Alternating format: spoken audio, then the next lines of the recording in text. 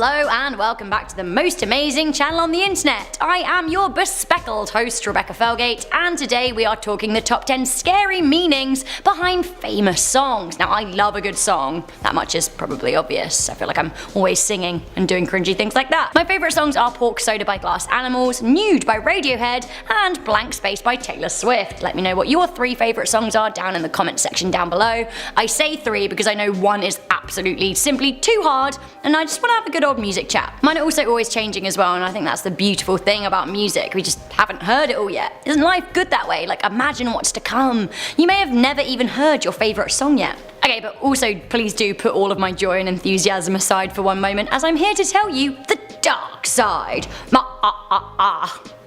Good. Before I do that though, please do like this video, share it with a friend, and check out the links in our description box to our most amazing Instagrams. Also stick around to the end where I'll be reading comments from a previous video. Also, let me know what you think of my glasses. Good. A song you probably had no idea was about death at number 10, we have Katy Perry's Firework. Firework is quite a banger from Perry's 2013 studio album Teenage Dream. It seems that the song has a much deeper and darker meaning than one may have expected from the sugary sweet pop star. In an interview with Billboard magazine, Katy Perry said that the inspiration behind the song was actually none other than her own death. She said, basically I have this very morbid idea. When I pass, I want to be put in a firework and shot across the sky over the Santa Barbara ocean as my last hurrah. Jesus, Katy. She continued by saying, I want to be a firework both living and dead.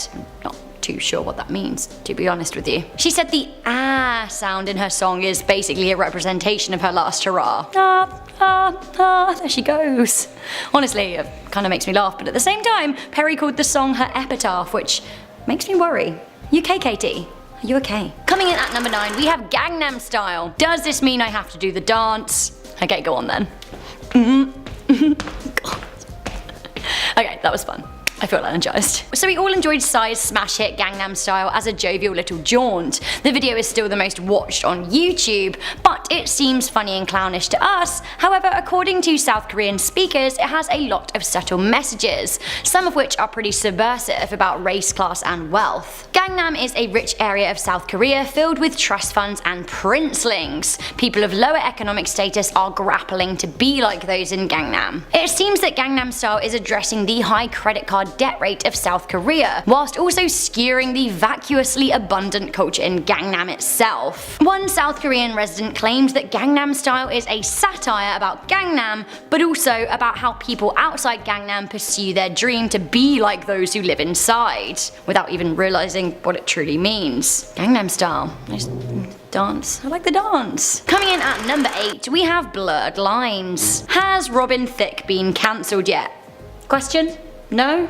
Oh. The 42-year-old made headlines back in 2013 at the MTV Music Video Awards when he performed Blurred Lines with Miley Cyrus, who twerked all up on him. A couple of years later, his wife and childhood sweetheart Paula Patton filed for divorce amid a cheating scandal. He was pictured grabbing a woman's, behind. I guess all of this is pretty circumstantial though. His song Blurred Lines, on reflection, really isn't great when you delve into the meaning. It seems to be about the blurred lines of consent, and for me, they are hard red lines. He says, but if you're an animal baby, it's in your nature, just let me liberate you. But you're a good girl, and that's why I'm gonna take a good girl. I know what you mean. I don't know, I'm not doing it justice, but it is pretty creepy. Also, when the whole Miley thing went down, he was a 36-year-old married man gyrating with a 20-year-old girl, which honestly, I'm trying to reserve judgment, but again, creepy. Really creepy. If the lines are blurry, Robin, maybe you need glasses. Like me. Same but different at number 7, we have Baby It's Cold Outside. This song caused actual outrage last Christmas, with many radio stations across the world refusing to play it, which was kind of crazy as the song has had regular seasonal airplay since the 1940s. I know in Canada where I live, they took it off the radio station. The song lyrics are undoubtedly rapey if you actually listen to them, of this we can all agree. A man tries to convince a young woman to stay at his house during a winter storm and ignores her when she says she wants to leave. Not only that, he pours her a drink, which, I don't know, I don't know, it's all a bit predatory. This overarching predatory theme led to the 2018 Christmas ban across a lot of media outlets. Again, it was the USA a little bit, Canada, across, and other places in the world too. People are still in debate as to whether or not they think the song should be cancelled due to its scarily sexually manipulative secret meaning, but a lot of people think that we should just ignore the undertones and enjoy it as a Christmas classic. Honestly, I'm a little bit on the fence. It's a good song, but like, ugh. Coming in at number 6, we have Justin Bieber's Baby. I just want to say that no, I don't believe that Justin Bieber is a member of the Illuminati or a lizard, and no, I don't think that he's pledged allegiance to a satanic dark lord, but this wouldn't be most amazing top 10 without a good old creepy mid-list theory. Some think that when Justin's 2010 hit Baby is played backwards, satanic and persuasive messages can be heard. Ledgernote.com claims on a reversal you'll hear, "Acknowledge me, my lord, lord, acknowledge me, my lord, lord. He's here, I am the evil one. Satanic new world, new world, new world, I want it. Let me in, yay, war. Let me in, let me in, let me in, yay, war." Right, so if you play that backwards, you should get the lyrics to Baby, apparently. Coming in at number 5, we have Every Breath You Take. Hello, stalker alert. Alert, alert. I would say alert the police, but they wrote it. The Police's Every Breath You Take, written by Sting, is one of the most sinister pop songs of all time. It sounds kinda sweet on a first listen, but if you delve pretty deep, clearly the song is written from the perspective of someone who has legitimately lost it, and not in a good way. Is it ever in a good way? Every breath you take, every move you make, every bond you break, every step you take, I'll be watching you. Every single day, every word you say, every game you play, every night you stay, I'll be watching you. Ah. It seems that Sting wrote this song after the breakup of he and his ex-wife Frances Tomelty in 1982. Beyond the creepy song meaning, it seems it also was a backdrop of a lot of discontent within the band itself too. Sting said he had to fight to get this song on the album and things got very heated. Soon after, the Police broke up. From Sting losing it, now Bono, these chaps are unstable. Coming in at number 4, we have U2's Exit. Okay, a little fact that I just want to interject for you here because it blew me away. I recently learned that actually Bono is a plane crash survivor. So, say what you want about Bono, he's a survivor. He ain't not gonna give up. Anyway, back to the original point. Exit is categorically the most disturbing U2 song. It seems that our mate Bono was channeling the mind of a murderer when he wrote it, so...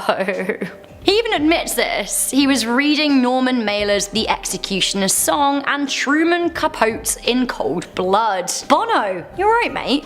This was pre-plane crash as well. Bono said, "Exit was my attempt at writing a story in the mind of a killer. It's all very well to address America and violence that is in an aggressive foreign policy, but to really understand that, you have to get under the skin of your own darkness, the violence that we all contain within us." Again, I'm gonna say Bono, you okay? It seems that the dark meaning that he put into the song somehow, poisoned it in some way. Famously, murderer Robert Bardo claimed that Exit was the inspiration behind his stalking and killing of the 21-year-old American actress and model Rebecca Schaffer. The 1987 track was a favourite for Brando, and he used it as motivation when he stalked the young woman for 3 years, eventually killing her. Chillingly, he murdered her in 1989, and when the song was played in a courtroom, he mouthed along with the lyrics, which is pretty creepy. Okay, next up, it's not just Sting doing the stalking and Bono being menacing, Debbie Harry is at it too. Coming into number 3, we have Blondie's One Way or Another. I like this song, I really do. I also like Blondie. I really do. Blondie's 1979 hit One Way or Another is catchy, but also very stalky. One way or another, I'm gonna find ya, I'm gonna get ya. And then there's the whole, I'll drive by a house and if the lights are out, I'll see who's around thing. No. Debbie Harry claims that the song was inspired by an actual stalking incident that she experienced. She says that a nut job followed her for some time and she was trying to make light of a very dark situation. The lyrics also contain some concerning references to rat food, which I interpret as rat poison, and what is she trying to say? hey, she's a stalker that kills. Ah. Coming into number 2, we have TLC's Waterfalls. Now this song was an absolute 90s banger and I will hear no more about it. I love it. I love their style in the video. It's so cool. But it turns out, maybe not. The 1995 hit peaked at number 1 in several countries, including the United States. Now the music video was played heavily on MTV at the time. Written by Lisa Left Eye Lopez and Marchese Etheridge, the melodic R&B track is actually about the illegal drug trade, sleeping around, and AIDS. In the narrative of the song, a child dies selling drugs and another man contracts HIV. Now the song was actually the first ever track about AIDS and HIV to reach the number 1 spot in America, which is pretty incredible. Chasing waterfalls basically means chasing anything that is self-destructive. The song is about the struggle to end self-destructive behavior and how sometimes the addiction just wins. Finally, coming into number 1, we have The Weeknd's I Can't Feel My Face. I can't feel my face when I'm with you. I thought it was a sweet sentiment, like I want to be with someone and they look at me and be like, whoa, Rebecca, I love you so much I can't feel my face. But actually, it's not about that. I Can't Feel My Face by The Weeknd is actually about being high on cocaine, which is much less romantic. The Weeknd's number 1 hit was played a lot on commercial radio, but it is about an addiction, a deadly one at that. Let's examine the lyrics again. And I know she'll be the death of me, at least we'll both be numb. And she'll always be the best of me, the worst is yet to come. Now we realise that the woman that he's singing about is actually a metaphor, a personification of addiction. The drug is a toxic situation that he can't get out of, even though he seems to know that it could and probably will kill him. Dark. Okay, that was that. Which of these song meanings did you find the scariest? Let me know in the comments section down below. Speaking of, I'm reading some comments from the top 10 scary childhood memory stories part 3. Cecilia C wrote, bone chilling stories. Part 4 please. We've done it. Sisters of the Pack wrote, part 4 please Rebecca. Sorry, I will pay for your therapy, and lol, I commented a scary memory on part 1. Okay, if you're promising to pay for my therapy, my PayPal is paypal.me/Rebecca Felgate. Thank you. I'm joking, mostly. Okay, I'm gonna go and listen to music, but not creepy music, good music. Don't forget to let me know what your favourite songs are in the comment section down below. I'm your host Rebecca Felgate, and I'll see you guys soon. Bye!